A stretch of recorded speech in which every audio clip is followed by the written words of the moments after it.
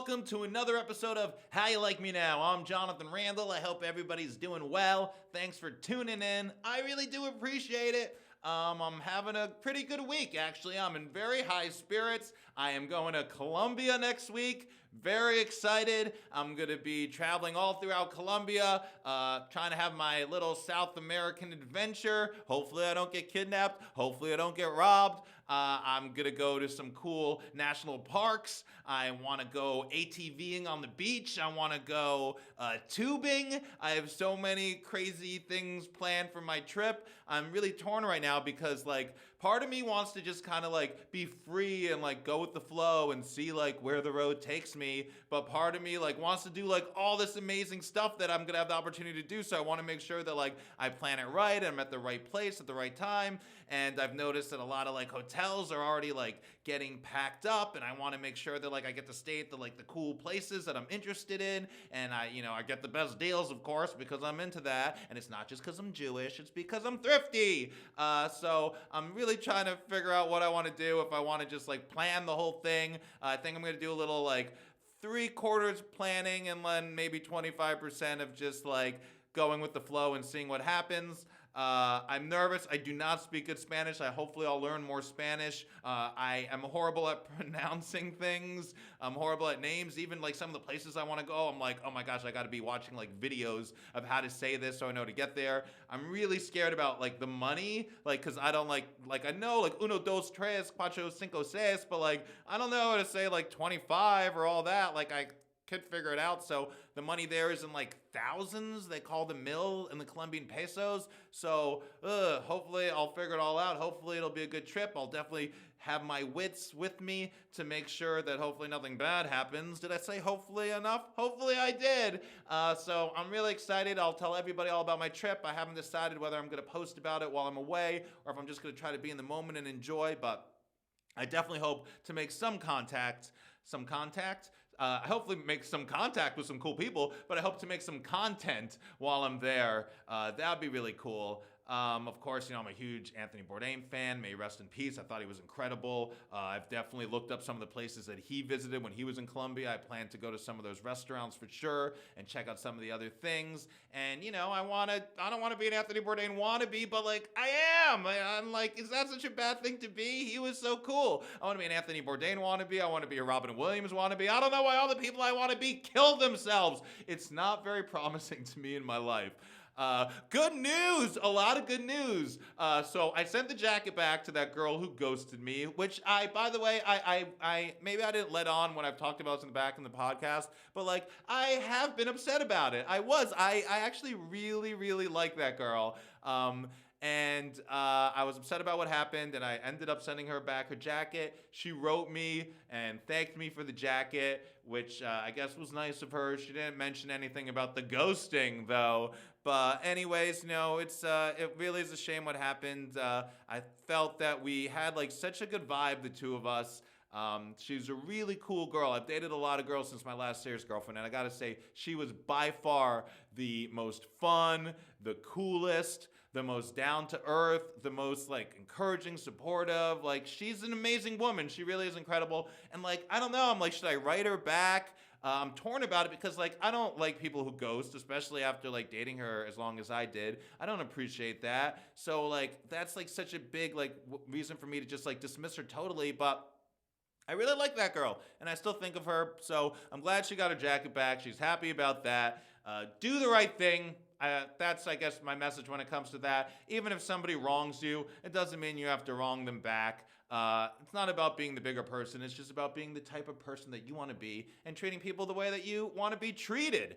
Speaking of which, everyone's coming out of the woodwork this week because my guy friend, the comedian who I was like really upset about, who I hadn't heard from in like ages and I was reaching out to, and he wasn't getting back to me, and he was like such a good buddy of mine and a friendship I had that I was like so super grateful for, and I was really upset about that too. He reached out to me. He apologized. He's been going through some difficulties and some personal problems, and he was just, not socializing, I guess, or he just cut himself off from the world. but he apologized and he reached out, and I didn't need the apology. I was just happy he reached out, but I'm so thrilled that our friendship's back on, and I hope he gets through all the personal issues that he's facing, because he's an incredible guy, an amazing comedian, and such a fantastic artist. I'm so happy that he's still a part of my life, and I don't know why I'm so ready to blame myself when people don't talk to me for a little bit. I'm like, oh my god, I did something wrong. What did I do? Or I'm thinking oh, did I say something that was offensive, which I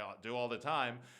Anyways, my dear friend Deborah, who I love dearly, one of my closest friends in the world, she was very encouraging and supportive with me about the whole thing, because I was upset. I confided in her, and she said, it's more to do with these people than you, Jonathan. And I'm like, oh, well, why does this happen to me so many times? It has to be something to do with me. And she's like, you don't know what's going on in their lives, in their heads. Why don't you give yourself the benefit of the doubt? And you know what? She was right, and she has really good advice, and I'm so blessed that she's a friend of mine, and I know it sounds obnoxious to say blessed, but I did anyways. Speaking of blessed, I had the best comedy show this week. I was performing at the Comic Strip Live. There's a producer that produces shows there, Kim Dona, who's an incredible supporter of my comedy. Has been so kind to me. She books me on a lot of the shows she produces all over New York City. She had me on the show there. Great show. Check out her shows. And I demolished. I destroyed. I had such a great fun set. And it just, made me realize why I love stand-up comedy. And, it's hard for me because I get discouraged doing well. I know it's crazy. Most comedians, they bomb and they have a bad set and then they get discouraged about comedy. I get discouraged when I kill so hard because I'm like, why am I killing so hard? And my career isn't going the way I want to, but I'm still doing it. I still love comedy. I'm hoping I'll get a bunch more material when I'm in Colombia, and when I get back, I'll be energized and ready to really tackle stand-up comedy. And I'm never gonna stop. I love doing it, and I don't want to say I'm really good, because that sounds so obnoxious, but I'm confident in my comedic abilities, and I can't wait till the next time I get on stage. Maybe I'll try to find some stages in Colombia, even though I don't really speak any Spanish, but maybe the people will speak English. So my grandma hasn't been doing well. She's over 100 years old.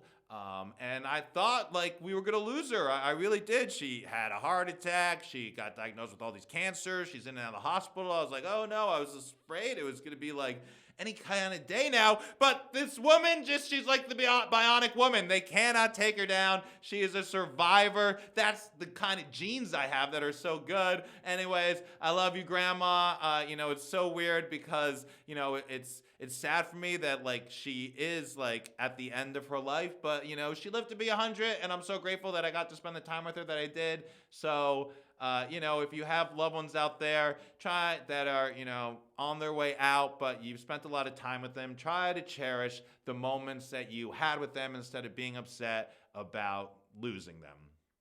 Wow, that was a lot deeper than I planned to be. I want to talk about the show I really like. I haven't been doing Nerding Out without Phil. Last week, I don't think I really talked about any nerd stuff. I don't know if this counts as a nerd show, but I'm nerding out about this show. It's called Your Honor with Bryan Cranston. I believe it's on Showtime, and it is such a fascinating show. He played a judge whose son hit a gangster's kid and killed him, and then, he tried to cover it up and help his son and everything. He got involved with the gangster, and then he went to prison, and now season 2, you'd think it would only be a one-season show, but season 2, they came back, and it turns out that his son got killed, but before he got killed, he impregnated the gangster's daughter. It's so crazy, all the stories that intertwine and things that you thought were an episode, it was over, and you were never going to see the character again or hear from them. They come back, and they have such an integral part of the show. It's really cool. Check it out. Bryan Cranston is just amazing in it. Love him. So Your Honor gets my pick of nerding out on this week's How You Like Me Now. Unfortunately, there was another attack. I don't know if that's the right word to use. In Israel, somebody drove their car into a bus station, killing 2 people, including a 6-year-old child, which I am strongly against. It's horrible. Way too many children's lives have been lost because of what's going on in the Middle East, and it is devastating, and the loss of a child's life, no matter what side they're on, is horrible, and it's really unforgivable. But I hate the way the media presents this, that it's just like a terror attack, where what it is resistance. It's resistance from years of occupation, years of oppression. And I'm not saying that the murder is right, because I think it is wrong, but I feel like labeling it as terrorist acts is wrong as well, because, that's not like the right narrative, and that's just the narrative that Israel wants to push, and it's ridiculous.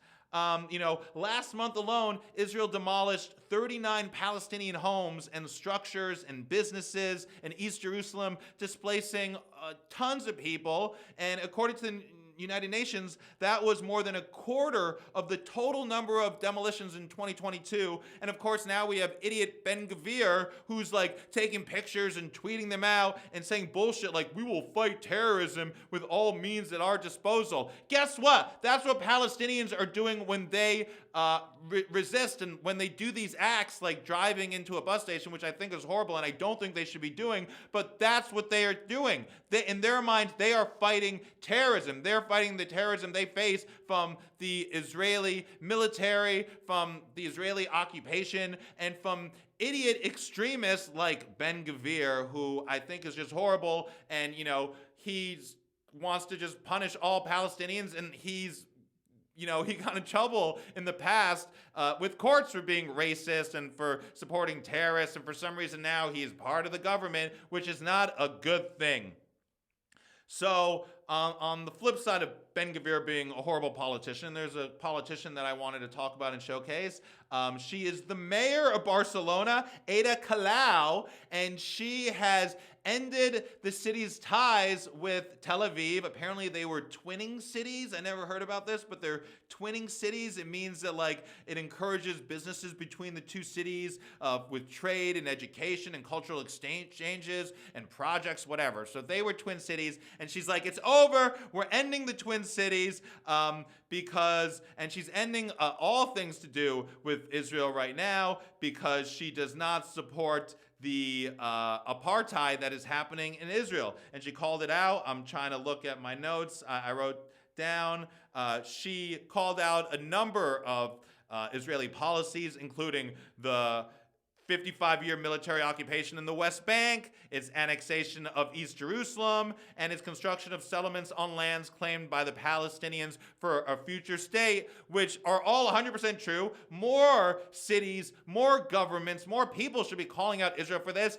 And these are the reasons why Palestinians are resisting, because these things are happening. If Israel really wanted to safeguard its people, it would stop annexing land in East Jerusalem. It would stop building settlements. It would stop tearing down people's homes. But it doesn't care to do that. It just wants to put all the blame on the Palestinian people, who have been suffering for way longer than just 55 years. They've been suffering for over 75 years. I'm curious about why she said that the 55-year military occupation, but anyways. She said, as the mayor of Barcelona, a Mediterranean city and defender of human rights, I cannot be indifferent to the systemic violation of the fundamental rights of the Palestinian population. Amen. It would be a severe mistake to apply a policy of double standards and turn a blind eye to a violation that has been for decades widely verified and documented by international organizations. Hello, rest of the world, why aren't you listening? Biden, why aren't you taking some advice from the mayor of Barcelona? She says it's very important to distinguish the policies of the state, in this case, Israel, from the whole of the Jewish population and its culture. I've been saying that forever. It's so true. It is crazy how, it's really Israel who wants to glue itself to Judaism so much and use that to almost as a get out of jail free card to do whatever it wants, and it needs to stop. I argue that Israel is one of the worst things for Judaism and makes Judaism and Jews all across the world look bad, and it's really the golden calf. I've mentioned this many times before for Jews these days, especially Israelis. So yeah, that's a lot. Go her. Good for her. I really want to thank everybody who's been, listening to this podcast, everybody who's been watching, everybody who's been supporting me. It means a lot to me. I'm really excited for what's about to happen with my trip and just with my life in general. I'm feeling really good and positive today, and I hope you guys are too. And just know if you're out there and you're feeling sad and depressed or alone, that you aren't. I feel that way all the time. It's easy, but there are people out there that care about you. I care about you. And if you want to care about me, you can do so by following me across social media at Jonathan Randall, following How You Like Me Now, subscribing on my YouTube page. Check out my Ko-fi. Show me support there. I'm Jonathan Randall. How You Like Me Now.